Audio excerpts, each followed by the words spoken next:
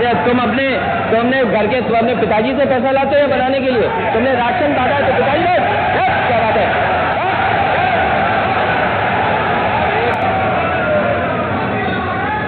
1 घंटे से अधिक माननीय अध्यक्ष जी, नेता सदन खड़े हैं माननीय, आप अनुमति दे चुके हैं, उसके बाद ये शोर शराबा ठीक नहीं है, ये उचित बात नहीं। अध्यक्ष जी, 1 घंटे से अधिक पूरा सदन माननीय नेता प्रतिपक्ष को सुनता रहा। बड़ी शालीनता के साथ उन्होंने अपनी बात कही। विपक्ष के नेता का जो दायित्व था, उन्होंने अपने कर्तव्यों का निर्वहन किया। हम लोगों ने सुना। इस सदन में और सरकार के उप मुख्यमंत्री अपनी बात को रख रहे हैं, बीच में रनिंग कमेंट्री का मतलब क्या है? और दूसरा, एक सम्मानित नेता के खिलाफ असभ्य शब्दों का प्रयोग हो, तो शब्द का प्रयोग हो, ये ठीक नहीं है। और मैं बड़ी विनम्रता से कहूंगा नेता प्रतिपक्ष को कि आपको इतना उत्तेजित नहीं होना चाहिए।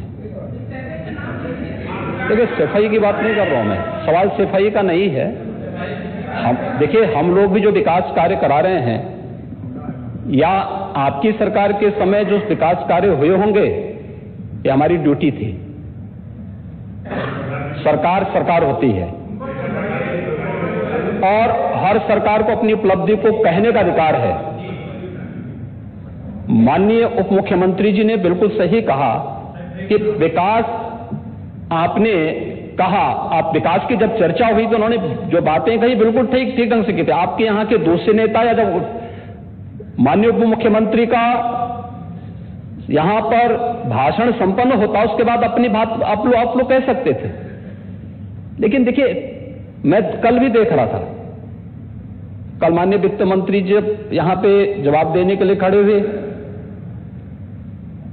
उन पर जिस तरीके की भाषा का प्रयोग उस समय किया गया, आज फिर हम देख रहे हैं। देखिए, लोकतंत्र में हर सदस्य को सदन में अपनी बात रखने का पूरा अधिकार है, और अगर आप कहेंगे तो कैसे इस बात की अपेक्षा रखते हैं कि इस पार से उसका जवाब नहीं मिलेगा? पूरे 1 घंटे से अधिक समय तक पूरा सदन और खासतौर पर सत्ता पक्ष से जुड़े हुए सभी मान्य सदस्यों ने आपकी बात को बहुत ध्यान से सुना। देखिए, सहमत होना ना होना अपना विषय है, नहीं, सवाल दूसरा नहीं। देखिए, सफाई भी इसी प्रदेश का हिस्सा। अध्यक्ष महोदय, सवाल ये नहीं है, मैं सुनने को तैयार हूं। अच्छा, मुखर्जी जी बोल रहे हैं, सफाई भी तो इसी प्रदेश का हिस्सा है। नहीं, सफाई, देखिए, भाषा आप उसको बाद में बोल सकते हैं। देखिए, हमारी सहमति और असहमति हो सकती है। देखिए, हमारी असहमति असहमति हो सकती है किसी बात पर, हम बाद में इस बात को करेक्शन करा सकते हैं। लेकिन तो मैंने शब्द का प्रयोग नहीं किया जाना चाहिए, और किसी भी असभ्य भाषा का प्रयोग नहीं होना चाहिए। और मैं माननीय अध्यक्ष जी से अनुरोध करूंगा कि अगर इस प्रकार की शब्दावली प्रोसीडिंग का हिस्सा बनी है तो कृपया उसको हटवा दें, क्योंकि ये गलत परंपरा होगी और मैसेज का देश के अंदर खराब जाएगा। हमें हमेशा इस बात को ध्यान में रखना होगा, सदन की मर्यादा का ध्यान हर हाल में बनाए रखना होगा। दूसरा, जब एक सदस्य बोल रहा हो तो सदस्य के बीच में, और खासतौर पर उप मुख्यमंत्री बोल रहे हो, तो बीच में रनिंग कमेंट्री करना, बीच में धमकी देना, ये चीजें ठीक नहीं है। और मुझे लगता है सदन की मर्यादाएं इससे आहत होती हैं, कोई भी इसको नहीं स्वीकार करेगा। और मैं विनम्रता से कहूंगा माननीय नेता प्रतिपक्ष को, उनका सम्मान है, वे सबसे बड़े विपक्षी दल के नेता हैं, और मुझे लगता है कि इस मर्यादा की अपेक्षा केवल सत्ता पक्ष से ही न करें, विपक्ष भी उस मर्यादा का पालन करेगा तो दोनों का सम्मान बना रहेगा। और ये सम्मान दोनों का बना रहे। देखिए, सहमति और सहमति लोकतंत्र की ताकत है, यह आवश्यक नहीं। हम ये नहीं कहते हमारी बात से सहमत हूं, या मैं ये भी नहीं कह सकता कि मैं आपकी बात से सहमत हूं। जब मेरी बारी आएगी, मैंने तो पूरे 1 घंटे तक आपकी बात को सुना। मेरी बारी जब मेरे दल की ओर से मेरी बारी लगाई जाएगी, मैं उस दिन अपनी बात को यहां पे रखूंगा। मैंने आपके पूरे भाषण को इसीलिए सुना ही नहीं, प्रोसीडिंग मंगाऊंगा। फिर देखूंगा, उसका पूरा जवाब भी दूंगा यहां सदन पे, और मैं उम्मीद करूंगा कि सभी विपक्षी नेतागण उस दिन यहां पर हमारी बात को भी सुनेंगे। लेकिन एक सरकार के वरिष्ठतम नेता में से एक और उप मुख्यमंत्री जो लगातार दूसरी बार उप मुख्यमंत्री हो रहे हैं, उनके द्वारा अपनी बात को रखा जा रहा हो, मुझे लगता है शालीनता से हमें सुनना चाहिए। अगर हमें लगता है गलत हो रहा है, देखिए बहुत सारी चीजें अगर हम भी इस बात को कहते, बहुत सारी चीजें नेता प्रतिपक्ष भी ऐसी थी जो आपत्तिजनक हो सकती थी, हमने सुना नहीं, हमें जो स्वीकार करना होगा वो स्वीकार करेंगे और उसका जवाब देंगे भी, लेकिन बीच में इस तरीके की उत्तेजना दिखाना उचित नहीं है। देखिए माहौल इससे खराब होता है और अनावश्यक रूप से बाहर मैसेज खराब जाता है।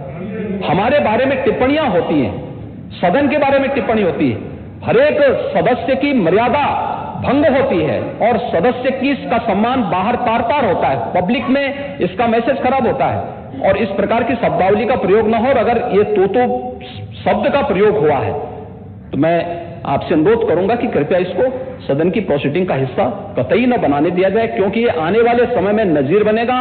फिर यही होगा जो इससे पहले इस सदन में होता रहा है, उस चीज को हर हाल में रोकना होगा। और मैं आपसे विनम्र अनुरोध करूंगा कि ये रनिंग कमेंट्री, बीच में धमकी देना, ये चीजें बंद होनी चाहिए। अच्छा होगा कि कार्रवाई को दिखवा लूंगा। धन्यवाद। मैं कार्रवाई को अध्यक्ष महोदय, जो बात अगर नेता सदन ने कहा कि कोई अनपार्लियामेंट्री लैंग्वेज या वर्ड्स आए तो उनको निकाल दिया जाए, मैं भी सहमत हूं। लेकिन मेरा अध्यक्ष महोदय वही निवेदन ये भी है कि किसी को पर्सनल नहीं कहा जाना चाहिए। सैफई आपको बहुत ज्यादा सैफई की जमीन बेच करके हम और आप लोग को जनता हमें मौका देती है अपना बजट खर्च करने के लिए, आपको और हमें मौका मिलता है। मंत्री जी ने कहा ना कि कोई भी वो सरकारी पैसे से होता है। मेरा यही निवेदन है नेता संसद से कि इस तरह की बात नहीं आए कि जमीन बेच करके कर दिया जाए। माननीय केवल मैंने ये कहा था कि जो आपके जिले के लिए जो 4 लेन बनी थी वो किसने बनाई थी? माननीय उप मुख्यमंत्री जी। क्या बात है?